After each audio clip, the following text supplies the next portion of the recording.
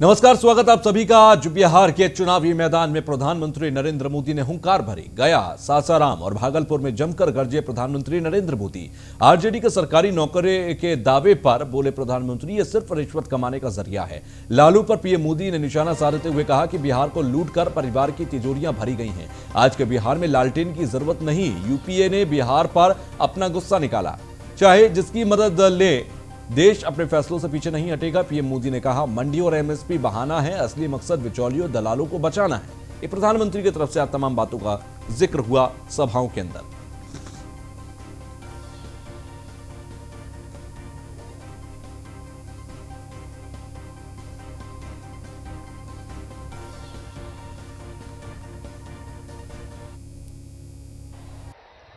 हाल ही में बिहार ने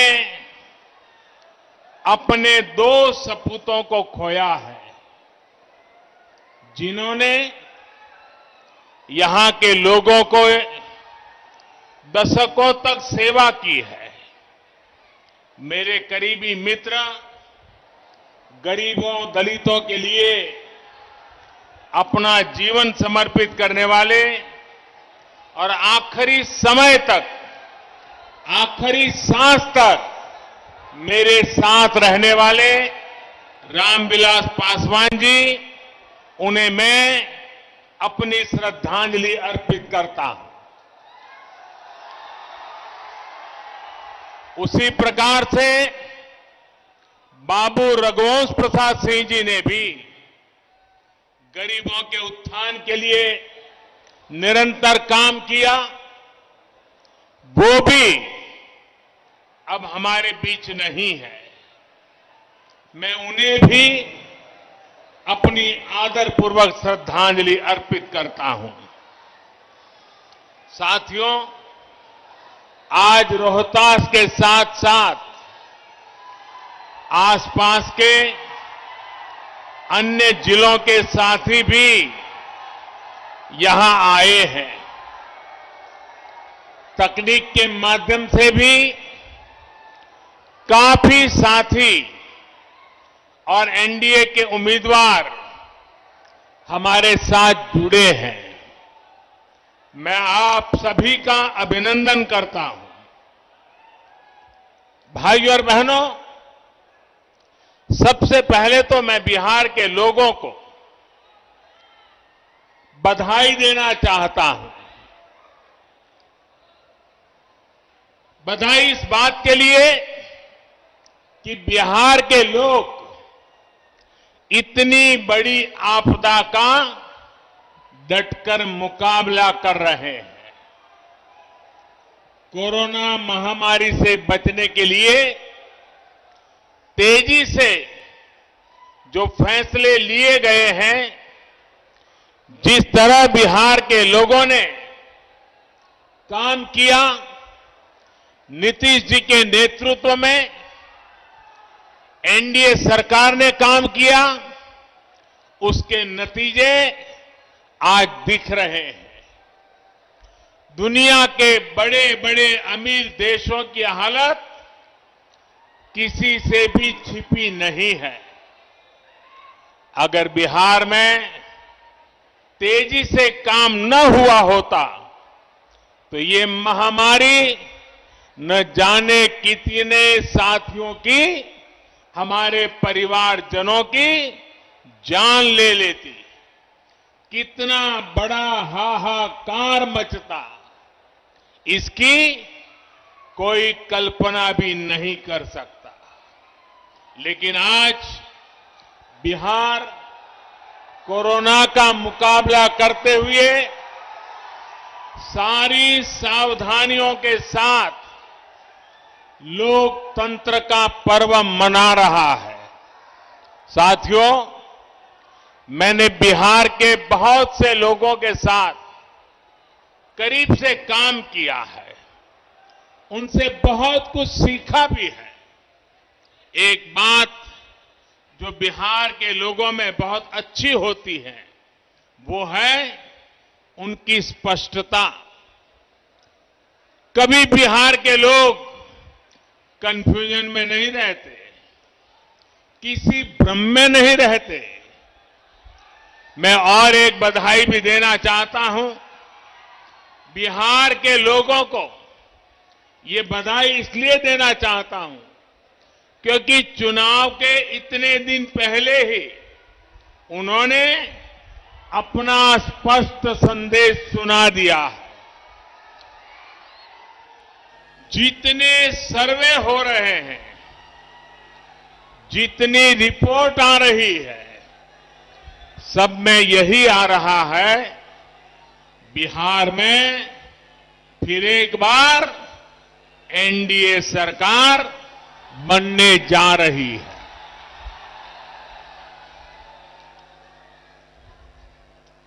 लेकिन मेरे बिहार के प्यारे भाइयों बहनों, हर चुनाव में तो बिहार विधानसभा चुनाव को लेकर रालोसपा और बसपा ने चुनावी रणनीति कर बिहार में ताबड़तोड़ रैलियां करना शुरू कर दी हैं। आज पहली बार रोहतास में विधानसभा चुनाव को लेकर मायावती और उपेंद्र कुशवाहा ने एक साथ मंच साझा किया। उन्होंने रोहतास जिले के करगहर के अंदर बसपा के प्रत्याशी उदय प्रताप सिंह के लिए चुनावी सभा की। इस दौरान बसपा प्रमुख मायावती ने पक्ष और विपक्ष दोनों पर निशाना साधते हुए कहा कि बिहार में जिस तरह गुंडे बदमाश इनका राज चलता है, जब यूपी में मेरी सरकार थी तब मैंने गुंडों बदमाशों को उनकी असली जगह यानी जेल में पहुंचा दिया था।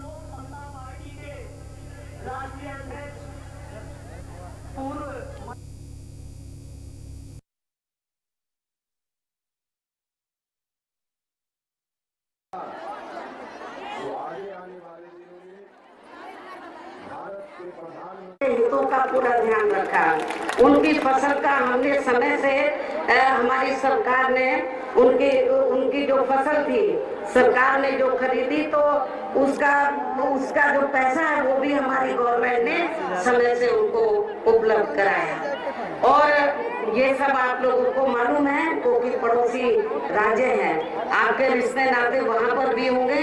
हमने बहुत उधर ऐतिहासिक कार्य किए, प्रदेश को कानून व्यवस्था बेहतरीन दी। हमने उत्तर प्रदेश में कानून व्यवस्था बेहतरीन दी। उत्तर प्रदेश में हमने तो कानून का राज कायम किया। वहाँ पर आपके बिहार प्रदेश की तरह गुंडों और बदमाशों का नहीं, माफियों का नहीं, बल्कि कानून द्वारा कानून का राज कायम किया। और मेरी गवर्नमेंट में, मेरी सरकार में जो गुंडे बदमाश होते थे, आपराधिक तत्व होते थे, तो मेरी सरकार में तो जहां उनकी असली जगह होनी चाहिए वहां वो रहे मेरी गवर्नमेंट में। और असली जगह कहाँ है? जेल के अंदर। मैंने उनको जेल के अंदर भेजा। जेल के बाहर उनकी जगह मेरी गवर्नमेंट में नहीं होती है, ये भी आप लोगों को मालूम है। इसके साथ ही हर वर्ग के लोगों का तथा विभिन्न क्षेत्रों में लगे लोगों के हितों का भी हमारी सरकार ने पूरा ध्यान रखा है। तो ब्रेक के बाद एक बार फिर आप सभी का स्वागत है। एक दिवसीय दौरे पर मोतिहारी पहुंचे देवेंद्र फडणवीस। बीजेपी कार्यकर्ताओं को विधानसभा चुनाव को लेकर दिशा निर्देश दिए गए। मोतिहारी में पीएम मोदी की रैली से पहले कार्यकर्ताओं में जोश भरा गया और बीजेपी के घोषणा पत्र पर देवेंद्र फडणवीस ने कहा, बीजेपी जो वादा करती है उसे पूरा करती है, राष्ट्रवाद से कोई समझौता नहीं हो सकता। बिहार में बीजेपी के प्रभारी हैं देवेंद्र फडणवीस।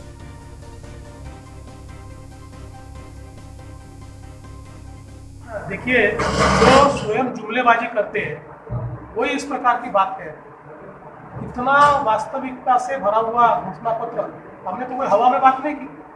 और सबसे बड़ी बात है, हमारा चुन के आने वाली पार्टी का घोषणा पत्र। जिसको पता होता है आप चुन के आने वाले, वो वादे पूर्ण करने वाला घोषणा पत्र देता है। जिसको पता होता है हम चुनकर नहीं आने वाले।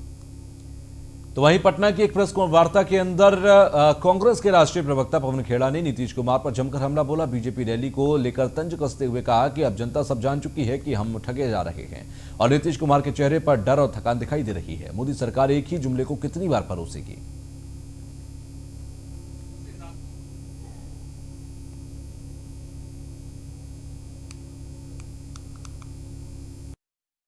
काफी चुस्ती से फैसले लिए गए जिसके चलते कोरोना नियंत्रित हो गया।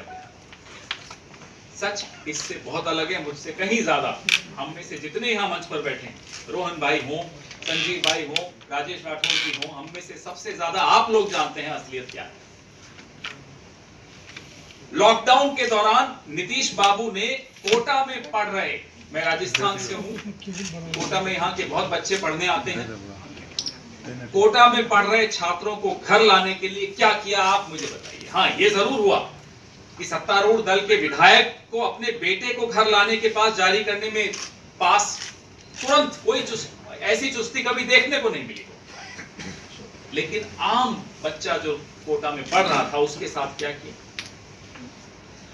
एनएमसीएच अस्पताल की खबरें लगातार आप सब ने दिखाई, हम सब ने देखी किस तरह लाशों के बीच कोरोना के मरीजों को रखा गया था। आज भी कोरोना की जांच या मरीजों की देखभाल करने वाले डॉक्टर्स के पास। तो वहीं ओबरा विधानसभा से चुनाव लड़ रहे एलजेपी प्रत्याशी डॉक्टर प्रकाश चंद्रा से न्यूज वन इंडिया के संवाददाता प्रवीण पुष्कर ने खास बातचीत की। डॉक्टर प्रकाश चंद्रा ने नीतीश सरकार पर कड़ा प्रहार करते हुए कहा कि सरकार हर मुद्दे पर फेल है और चुनाव के नतीजों के बाद इसका पता लगेगा। एलजेपी प्रत्याशी ने एक बार फिर से प्रधानमंत्री में आस्था जताई है। न्यूज वन इंडिया की टीम आज औरंगाबाद जिले के ओबरा विधानसभा में आई हुई है। क्योंकि हम लोग हर जगह दौरा कर रहे हैं, हर लोगों से राय जान रहे हैं, पब्लिक के बीच जा रहे हैं। आज हम बातचीत करेंगे ओबरा से लोक जनशक्ति पार्टी के उम्मीदवार डॉक्टर प्रकाश चंद्रा से। प्रकाश जी, लोजपा के बारे में इस तरह की बातें की जा रही है, भाजपा के भी कुछ लोगों का कहना है और भी लोग कह रहे हैं कि लोजपा वोट काटने के लिए आई है। इस पर क्या कहेंगे आप? बिल्कुल नहीं, लोजपा मजबूत स्थिति में है। कम से कम आप ओबरा विधानसभा क्षेत्र में तो घूम के देख सकते हैं, यहाँ पे फर्स्ट नंबर पे हम हैं और बाकी सब सेकंड के लिए संघर्ष कर रहे हैं। मेरा टक्कर किसी से नहीं, इतना आगे हम हैं। मुद्दा क्या होगा आपका चुनाव में? लोजपा का मुद्दा क्या होगा? लोजपा का मुद्दा है बिहार फर्स्ट, बिहारी फर्स्ट, और मेरा मुद्दा है स्थानीय तौर पे ओबरा फर्स्ट, ओबरा की जनता फर्स्ट, यहाँ से जातिवाद को मिटाना। क्योंकि गृह जातिवाद है ये क्षेत्र, आप जान रहे होंगे कि नक्सल के टाइम में भी ये डिस्टर्ब रहा है और जातिवाद की सिर्फ शासन करने का एक फॉर्मूला है। जिनके अंदर कर्मठता नहीं है उनकी पूंजी सिर्फ जाति है, और जो लोग कर्मठ हैं वो जाति के आधार पर चुनाव नहीं लड़ते। ये जातीय नफरत फैलाया जाता है सिर्फ वोट बैंक को अपना सुदृढ़ रखने के लिए। इस बार ओबरा ऐसे जातिवादी अतिवादी लोगों को जवाब देने जा रहा है।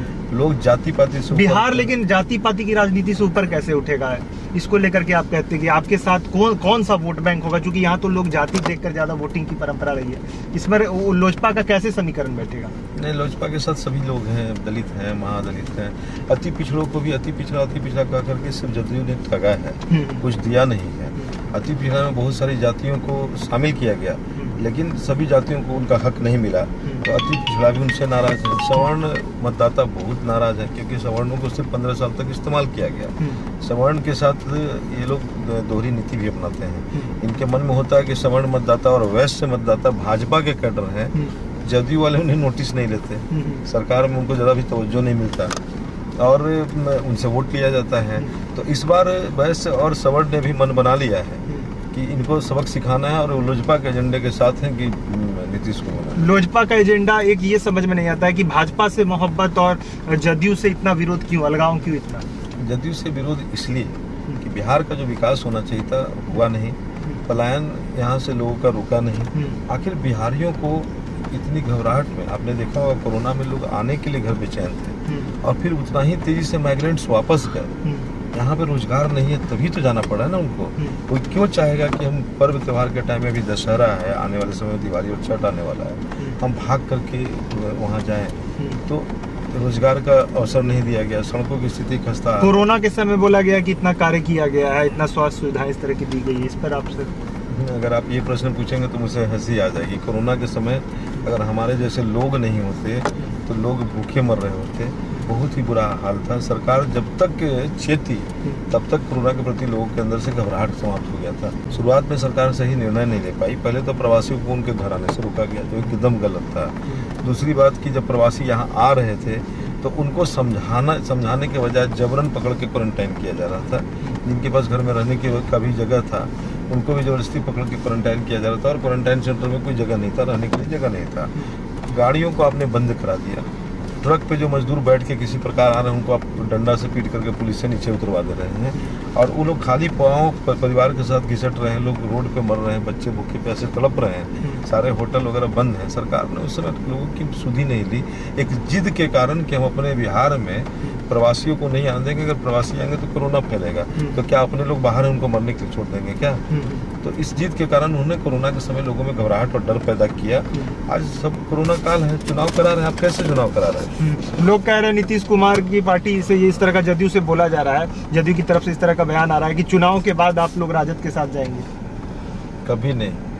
हमारे नेता चिराग पासवान जी ने स्पष्ट किया है कि भारतीय जनता पार्टी के साथ 10 तारीख को आप देखिएगा सरकार बनेगा, और आप चुपचाप सांस थामे देखते रहिए। अगर हम लोगों को राजद के साथ जाना होता तो भाजपा के खिलाफ क्यों नहीं कैंडिडेट देते? एक प्लानिंग के तहत बताया जा रहा है कि ऐसा किया जा रहा था कि भाजपा के जो वोटर हैं वो भ्रमित होकर आप लोगों को वोट दे दें। नहीं, ऐसा नहीं है। भाजपा के वोटर भ्रमित क्यों होंगे? भाजपा के जो वोटर हैं, जो सवर्ण हैं, वैश्य हैं, वो सब नीतीश कुमार से नाराज है। और वो भी जैसा कि हमारे नेता चिराग पासवान जी चाहते हैं कि बिहार में बदलाव हो, वो भी चाहते हैं बिहार में बदलाव हो। चिराग पासवान जी जन आकांक्षा की बात कर रहे हैं, वो बिहार की बात कर रहे हैं, वो बिहारियों की इच्छा की बात कर रहे हैं, न कि उसमें उनका कोई पॉलिटिकल एजेंडा है। अगर उनका पॉलिटिकल एजेंडा होता तो वो संघर्ष की राजनीति क्यों करते? फिर आराम से एनडीए गठबंधन में उनको सीट मिल रहा था, तो सीट शेयरिंग पे जाते, अपना मैक्सिमम एमएलए को जिताते और सत्ता का सुख भोगते। लेकिन उन्होंने सत्ता को ठुकराया है और बिहार की बात की है। भारतीय जनता पार्टी यहाँ केंद्र में विकास कर रही है। आज भी जितनी योजना, मतलब आप लोग पूरी तरह से भाजपा के साथ हैं? हाँ बिल्कुल, क्योंकि आप एक चीज समझिए, बिहार में जो भी योजनाएं चल रही है केंद्र के द्वारा दी गई योजना चल रही है। बिहार सरकार उसका प्रॉपर मॉनिटरिंग नहीं कर पा रही है। शौचालय तक नहीं बना है, शौचालय का सारा पैसा निकल गया। तो जनता इन सब चीजों से बहुत नाराज है। नीतीश कुमार कह रहे हैं कि 7 निश्चय काफी सफल रहा और 7 निश्चय 2 लाया जाएगा। 7 निश्चय 2 लाने की स्थिति में वो नहीं रहेंगे, क्योंकि 7 निश्चय का तो मजाक बन गया।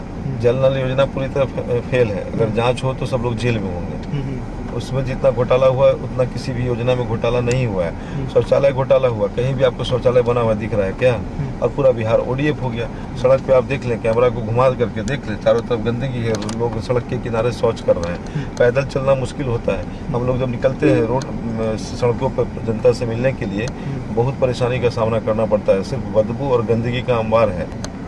चलिए, ये थे हमारे साथ डॉक्टर प्रकाश चंद्रा, लोजपा से उम्मीदवार हैं ओबरा विधानसभा से। बताया इन्होंने कि इनका मुख्य मुद्दा जो होगा वो सामाजिक कार्य पहले से करते रहे और मुख्य जो इनका मुद्दा होगा वो विकास का होगा, ओबरा की विकास का होगा, जिले की विकास का होगा। इसके अलावा इन्होंने मुख्यमंत्री के 7 निश्चय योजना है उस पर भी काफ़ी कड़ा प्रहार किया है, तीखे बोल बोले हैं इसको लेकर के कि उस योजना की जांच होनी चाहिए और उसमें बहुत सी गलती सामने आएगी। इसके अलावा इन्होंने शिक्षा को लेकर के भी सरकार को घेरा है, शिक्षा स्वास्थ्य संबंधी सुविधाओं को लेकर भी सरकार को घेरा है और बोला है कि इसको सुधारने की जरूरत है और कहा है कि 10 तारीख का इंतजार कीजिए, 10 तारीख के बाद पता चलेगा कि लोजपा किसके साथ मिलकर सरकार बनाने वाली है। कैमरामैन प्रकाश कुमार गुप्ता के साथ पुष्कर प्रवीण, न्यूज़ 1 इंडिया से।